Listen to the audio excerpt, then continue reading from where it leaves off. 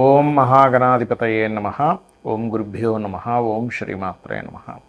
అరుణాం కరుణాతరంగితాక్షీం ధృతపాశాంకుశపుష్పబాణచాపాం అనిమాదిభిరావృతాం మయూకైః అహమిత్యేవ విభావయే భవానీం. శ్రీమాత్రే నమః. ప్రేక్షకులకి ఆ లలితాంబిక అమ్మవారి యొక్క అనుగ్రహం పరిపూర్ణంగా కలగాలని మనస్ఫూర్తిగా కోరుకుంటూ మనం ఈరోజు గురువు యొక్క అతిచారం ఆల్రెడీ మనం 4 నెలల క్రితమే 4-5 నెలల క్రితమే ఉగాది సమయంలోని ఈ విశ్వవసునామ సంవత్సరంలో గురువు 3 రాశులు మారుతున్నాడు అతిచారంలో. అంటే ప్రతిసారి కూడా ఎలా ఉంటుందంటే ఒక రాశి మారుతాడు అంతే. కానీ ఈసారి ఏమవుతుంది, మనం ఏం చెప్పుకున్నాం, వృషభంలో ఉండే గురువు మిథునంలోకి, మిథునం నుంచి మళ్ళీ కర్కాటకంలోకి, మళ్ళీ కర్కాటకంలో వక్రించి మళ్ళీ మిథునంలోకి. ఈ సంచారం వల్ల గురువు జనాలకి ప్రజలకి కారకుడు కాబట్టి జీవకారకుడు అంటారు. ఈ జీవులు రకరకాల దేశాల నుంచి ఇంకో దేశాలకు వెళ్ళిపోవడము, లేకపోతే ఇండియాకి రావడము, లేకపోతే ఇండియా నుంచి వేరే వేరే దేశాలకు, అంటే ఈ మార్పులు అధికంగా జరుగుతాయి. ఎప్పుడూ జరగనంత విధంగా జరుగుతాయని మనం చెప్పుకున్నాం. అలాగే జరగనుంది కూడా. అయితే ఇక్కడ ఈ మరి 12 రాసుల వారికి ఈ గురువు ఏ ఏ సమయాల్లో ఎటువంటి మార్పులు చెందుతున్నాడు, తద్వారా వచ్చేటువంటి ఫలితాలు ఏమిటి అనేటువంటి విషయాలు చెప్తుంది నేనైనప్పటికీ కూడా చెప్పేసిన సాక్షాత్ లలిత అమ్మవారిగా భావిస్తూ ముందుగా డేట్లు తెలుసుకుందాం. ఇప్పుడు ఈ నెల అక్టోబర్ 18వ తేదీ 2025 నుంచి గురువు మిథునంలో ఉన్న గురువు కర్కాటకంలోకి వెళ్ళిపోతున్నాడు. మరియు అదేవిధంగా 12 నవంబర్ 2025కి వక్రిస్తాడు ఆయన.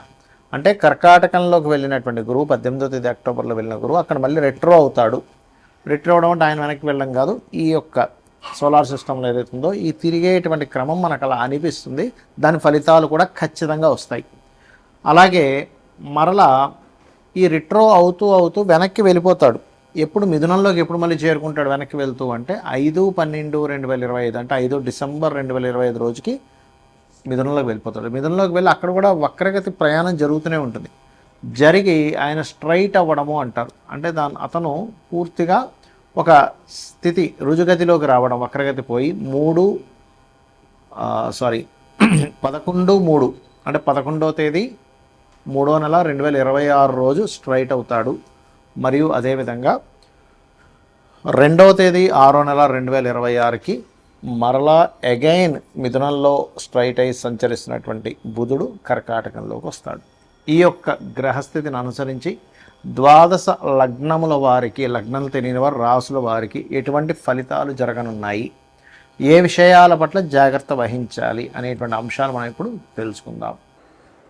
కన్యావారికి గనక చూసుకున్నట్లయితే ప్రస్తుతం గురువు మీకు దశమ స్థానంలో ఉన్నాడు. ఈ దశమ స్థానంలో ఉన్నటువంటి గురువు మీకు ఇచ్చేటువంటి రిజల్ట్ ఇప్పుడున్నటువంటి స్థితి 18వ తేదీ వరకు ఏదైనా ప్రాపర్టీస్ తీసుకోవడానికి, రుణాలు లభించడానికి, ధనపరమైనటువంటి విషయంలో అనుకూలత ఇస్తున్నాడు. ఎప్పుడైతే 18వ తేదీ 10వ నెల 2025 నుంచి కర్కాటకంలోకి మారుతాడో అక్కడ అతను దాదాపుగా 12 నవంబర్ 2025 వరకు ఉంటాడు. అప్పుడు ఇచ్చేటువంటి రిజల్ట్ ఉచ్చస్థితిలో ఉండేటువంటి గురువు సంతాన స్థానాన్ని యాక్టివ్ చేస్తున్నాడు. ప్రయత్న స్థానాన్ని, మనం ఏదైనా ఒక ప్రయత్నం చేస్తే ప్రయత్న స్థానాన్ని, ఇల్లు మారడానికి యాక్టివ్ చేస్తున్నాడు. మరియు అలాగే ఇక్కడ కన్యవారికి లాభంలోకి వచ్చినటువంటి ఆ 24 రోజుల పాటు వివాహ సంబంధించిన విషయాలు, ఇష్టపడిన వారిని వివాహం చేసుకోవడానికి చేసే ప్రయత్నం అనుకూలత ఇస్తుంది అక్కడ. అయితే ఈ లగ్నానికి పాపి కాబట్టి కొంచెం కష్టతరంగా ఇస్తూ ఉంటుంది లగ్నానికి పాపి అయినప్పుడు. అదేవిధంగా ఈ యొక్క గురువు వక్రగతి చెందుతాడండి. ఎప్పటి నుంచి 12వ తేదీ నుంచి మళ్ళీ 12 నవంబర్ నుంచి వక్రిస్తాడు. వక్రించుకుంటూ ఈయన యొక్క ప్రయాణం మిథునంలోకి 5వ తేదీ డిసెంబర్లోకి వెళ్ళిపోయి మరలా కంప్లీట్గా ఆయన వక్రించుకుంటూ వెళ్ళి దాదాపుగా మిథునంలో ఉంటూ అక్కడ 11/3/2026 తేదీ మళ్ళీ వక్రగతి పోతుంది. అప్పటి వరకు 11/3/2026 వరకు అంటే దాదాపుగా మీకు ఈ యొక్క 12 నవంబర్ 2025 నుంచి 11/3/2026 వరకు కూడా మీకు గృహపరంగా, వాహనపరంగా మరియు అదేవిధంగా రుణాలు రావడానికి అనుకూలిస్తాడు. కానీ ఎప్పుడైతే అక్కడి నుంచి మరలా అగైన్ మీకు 2వ తేదీ జూన్ 2026 నుంచి ఇక్కడ చూసుకున్నట్లయితే ఎప్పుడైతే కర్కాటకంలో పూర్తిగా వచ్చేసి ఉచ్చ స్థితిలో ఉంటాడో అది వ్యాపార అభివృద్ధికి, వివాహం అవ్వడానికి, సంతానాన్ని పొందడానికి పూర్తిగా అనుకూలిస్తాడు. గురుబలం విషయంలో చాలామందికి ఒక క్లారిటీ ఇవ్వాలనుకుంటున్నాను ఈ వీడియో ద్వారా. ఏమిటది అంటే, గురువు 2 విధాలుగా పనిచేస్తుంటాడు. ఏమిటది అంటే, ఒకటి గురువర్గ లగ్నాల వారికి ఇచ్చే ఫలితాలు వేరుగాను, శనివర్గ లగ్నాల వారికి ఇచ్చేటువంటి ఫలితాలు వేరుగాను కొంచెం జరుగుతాయి. ఎందుకంటే గురువర్గ లగ్నానికి గురువు శుభుడు. ఏమిటి ఆ లగ్నాలు అంటే, మేషము, కర్కాటకము, సింహము, వృశ్చికము, ధనుర్మీన లగ్నాలు గురువర్గ లగ్నాలుగా చెప్తూ ఉంటారు. శనివర్గ లగ్నాలు వృషభ, మిథున, కన్య, తుల, మకర, కుంభాలు శనివర్గ లగ్నాలుగా చెప్తూ ఉంటారు. మరి ఈ 2 లగ్నాలకి గురువు మరి వాళ్ళకి ఖచ్చితంగా బ్యాడ్ చేస్తాడా? శనివర్గ లగ్నాలకి గురువర్గ లగ్నాలకి మాత్రమే పూర్తిగా మంచి ఫలితాలు ఇస్తాడు అంటే, ఇక్కడ డిపెండ్ ఆన్ వాళ్ళ పర్సనల్ చార్ట్లో గురువు ఉండేటువంటి స్థితి. అంటే పాపకత్తిరిలో లేకుండా శుభకత్తిరిలో ఉంటే శనివర్గ లగ్నాన్ని కూడా మంచి చేస్తాడు, చేయడం కాదు. కానీ ఎంతైనా గురువర్గ లగ్నాలకే ఎక్కువ సపోర్టివ్గా ఉంటుంది. కానీ జనరల్గా గురుగ్రహానికి జనరల్గా ఒక ఇది ఉంటుంది. ఎలాగా అంటే, తను సహజంగానే శుభగ్రహము, సహజ శుభగ్రహాలు అంటారు. Natural benefit planet, functional benefit planet అని ఉంటుంది. అంటే ఆ లగ్నాన్ని శుభుడా కాదా అనేది వేరు, సహజంగా శుభత్వం ఉండేటువంటి తత్వం వేరు గురువుకి. కాబట్టి ఇక్కడ ఏంటంటే, గురుబలం అనేటువంటిది ఎంతసేపు మనం కోణస్థానాల్లో ఉంటేనే గురుబలం అనుకుంటాం. అలా కాదు. అంటే 5, 9లో ఉంటేనే లగ్నాన్ని చూస్తున్నప్పుడు గురుబలం అండి. భావాన్ని బట్టి మీరు ఏ భావం గురించి ప్రయత్నం చేస్తున్నారో ఆ భావ సంబంధంగా గురుబలం అనేటువంటిది ఖచ్చితంగా మారిపోతూ ఉంటుంది. అంటే ఉదాహరణకి లగ్నంలో ఉన్నాడు, అప్పుడు సప్తమాన్ని చూస్తాడు. సప్తమాన్ని, పంచమాన్ని, భాగ్యాన్ని చూస్తున్నాడు అనుకోండి. గోచారంలో మీకు లగ్నంలోకి వచ్చాడు, లేకపోతే చంద్రరాశిలోకి వచ్చాడు. అప్పుడేంటి, సంతానానికి, వివాహం అవ్వడానికి, ఉపనయనాది సంస్కారాలు చేయడానికి, హైయర్ ఎడ్యుకేషన్కి బాగుంటుంది. అదే ధనస్థానంలోకి వచ్చాడు అనుకోండి, రీసెర్చ్ రిలేటెడ్ వాటికి, అప్పు దొరకడానికి మరియు ఉద్యోగ సంబంధించిన విషయంలో అనుకూలత యోగిస్తాడు. 3వ స్థానంలో ఉన్నాడు, అప్పుడు కూడా ఉపనయనాది సంస్కారాలకి చాలా బాగుంటుంది, వివాహ సంబంధించిన విషయాలకి చాలా బాగుంటుందని చెప్పుకోవచ్చు. మరియు అదేవిధంగా విదేశాలకి, లాభాలు, విదేశాలకు కాదండి, ఏదైనా వ్యాపార లాభాలు, సక్సెస్ రేట్ పెరగడానికి బాగుంటుంది 3లో ఉన్నప్పుడు. అంతేగాని 3లో గురువు ఉన్నాడండి మన పని అయిపోయింది అనుకోవడానికి లేదు. ఎందుకంటే గురువు ఏ గ్రహాలను ఇంకోటి ఏంటంటే, మీ పర్సనల్ చార్ట్లో ఉండే గ్రహాలను యాక్టివ్ చేస్తాడు, మీ పర్సనల్ చార్ట్లో ఉన్నటువంటి భావాలను యాక్టివ్ చేస్తాడు. అయితే ఇవన్నీ కూడా మీ యొక్క జన్మజాతకంలో ఉన్నటువంటి గురువు యొక్క స్థితిని బట్టి ఆధారపడి ఉంటుంది అనే విషయాన్ని గుర్తుపెట్టుకోవాలి. ఇక 4లోకి వెళ్ళాడు.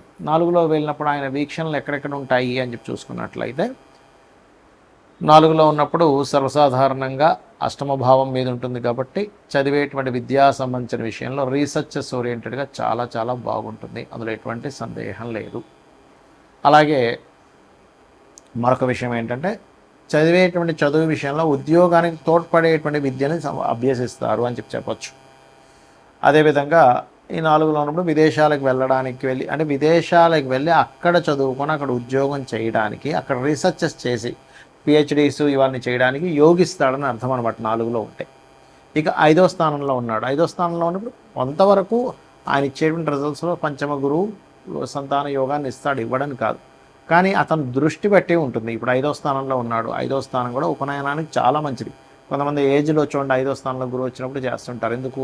పంచమం మంత్రస్థానంలో గురువు ఉన్నాడు. 9వ స్థానం ఎందుకంటే తండ్రి అందించాలి ఆ యొక్క ఉపనయనాది సంస్కారాలని. అలాగే 5లో ఉన్నప్పుడు వ్యాపార అభివృద్ధిని, ఒక చక్కటి ఆలోచన ద్వారా వీళ్ళకి వ్యాపారం కలిసి రావడము, తండ్రి యొక్క వ్యాపారాల్లో వీళ్ళు కూడా ఎంటర్ అయ్యి చక్కగా కలిసి రావడం, ఇటువంటివి కూడా ఇస్తాడు. ఇక 6వ స్థానంలో ఉన్నప్పుడు పర్టికులర్గా ధనయోగాన్ని, చాలామంది 6లో గురువు అండి, అమ్మో షట్ స్థానంలో గురువు మాకేం యోగించదు అనుకుంటారు. కాదు, అక్కడ ఉండేటువంటి గురువు 2వ స్థానాన్ని, ధనస్థానాన్ని వీక్షిస్తాడు. మీ లగ్నానికి శుభుడై ఎక్కడా పాపకత్తిలో లేకపోతే చాలా చక్కగా ఉద్యోగ సంబంధించిన అంశాల్లో, ధన సంబంధించిన విషయంలో బాగుంటుంది. సప్తమ గురువు లగ్నాన్ని చూస్తున్నందుకు గురుబలము అంటే జీవుడి గురుబలం అంటే ఏం చేసినా సరే భగవంతుడు అనేటువంటి ఒక ఎనర్జీ మిమ్మల్ని కాపాడుతుంది అనేటువంటి భావనలో మీ యొక్క లైఫ్ అనేటువంటిది వెళ్తూ ఉంటుంది. అలాగే 7వ స్థానంలో ఉన్నప్పుడు కొన్ని అగ్రిమెంట్స్ రాసుకునేటప్పుడు విషయంలోని ఇటువంటి విషయాలు చాలా బాగుంటుంది. సక్సెస్ రేట్ కూడా పెరుగుతుంది, ఎందుకంటే 11వ స్థానాన్ని కూడా చూస్తాడు కాబట్టి. అంటే 3 లగ్నాన్ని, 3ని, 11ని యాక్టివ్ చేస్తాడు కాబట్టి. ఇక అదేవిధంగా 8వ స్థానంలో ఉన్నప్పుడు కూడా విదేశాలకు వెళ్ళి చదువుకునేటువంటి అంశాల్లోని ఇట్లాంటి విషయాల్లో, అదేవిధంగా తాతగారు ఆస్తికి సంబంధించిన విషయంలో ఏదైనా చిన్న చిన్న డిస్ప్యూట్స్ ఉంటే క్లియర్ అవ్వడం జరుగుతుంది. 9లో కనుక ఉన్నట్లయితే ఇక్కడ కూడా గురుబలం, ఇది కూడా ఉపనయన సంస్కారాలకి చాలా మంచిది. ఏమైనా చిన్న చిన్న గొడవలు ఉంటే అవి కూడా క్లియర్ చేసుకోవడానికి బాగుంటుంది. దశమ గురువు ఉద్యోగ అవకాశాలు ఇవ్వడానికి మనం ఏమి చదువుకుంటే మనం చక్కగా ఆ యొక్క విషయంలో బాగుంటుంది అనేటువంటిది దశమ స్థానంలో ఉండేటువంటి గురువు మీకు మంచి ఫలితాలను ఇస్తాడు. ఇక్కడ కూడా ఏంటంటే డైలీ లైఫ్లో కొన్ని అభివృద్ధికరమైనటువంటి విషయాలు, ఫైనాన్షియల్గా గ్రోత్ రావడము, రుణం లభించడం కూడా దశమ స్థానం నుండి గురువు ఇస్తాడు. ఇక 11వ స్థానంలో ఏకాదశంలో ఉండేటువంటి గురువు సంతాన యోగాన్ని ఇస్తాడు, అందులో ఎటువంటి సందేహము లేదు. అలాగే సంతాన యోగము మరియు ఏదైనా ఒక కొత్త ప్రయత్నం కొంత సునాయాసంగా ముందుకు వెళ్ళడము మరియు వివాహ సంబంధించినటువంటి విషయాలు సెట్ అవ్వడం, అందులో ముఖ్యంగా ప్రేమించిన వారిని వివాహం చేసుకోవడం చేసేటువంటి ప్రయత్నాలు ఫలించడం చేస్తాడు 11లో కనుక ఉంటే. 12లో గురువు ఉన్నాడు ఉదాహరణకి, అక్కడ ఏమిటంటే చేసేటువంటి విద్యా సంబంధించిన ప్రయత్నాలు సఫలీకృతం అవ్వడం. 12లో గురువు ఉన్నాడు కదా భయపడాల్సిన పని లేదు. ప్రాపర్టీస్ కొంటారు, ఇన్వెస్ట్మెంట్స్ చేస్తారు, అక్కడ రీసెర్చెస్ కలిసి వస్తాయి, పిహెచ్డీస్ చేసేటువంటి యోగాన్ని ఇస్తాడు. రీసెర్చ్ ఓరియంటెడ్గా మీరు చేసే ప్రతిదీ కూడా సక్సెస్ అయ్యేలా చేస్తాడు అక్కడ. ఇక ఈ గురువు కనుక మీ జన్మజాతకంలో బలహీనంగా ఉన్నాడు అనుకోండి, మీ జన్మజాతకంలో, అప్పుడు దక్షిణామూర్తి స్తోత్ర పఠనం చేయండి, పసుపు వస్త్రాలు దానంగా ఇవ్వండి, పసుపు కుంకుమ గంధం లాంటి పదార్థాలని, మంగళకరమైన పదార్థాలని మీకు దగ్గరలో ఉండేటువంటి అమ్మవారి ఆలయమో శివాలయం ఎక్కడైనా తీసుకెళ్ళి సమర్పించండి. వాటిని దానము అన్నారు, సమర్పించడము అంటారు. అంటే అమ్మవారు మనతో చేయించుకుంది అనేటువంటి భావనతో చేయండి. గోసేవ చేయండి, గోవులకి అరటికాయలు తినిపించండి, అరటిపళ్ళు మరియు సీజన్ బట్టి మ్యాంగోస్ కనుక ఉన్నట్లయితే మ్యాంగోస్ కూడా దానంగా ఇవ్వడం చాలా చక్కటి ఫలితాలను ఇస్తుంది. శ్రీమాత్రేయ నమః.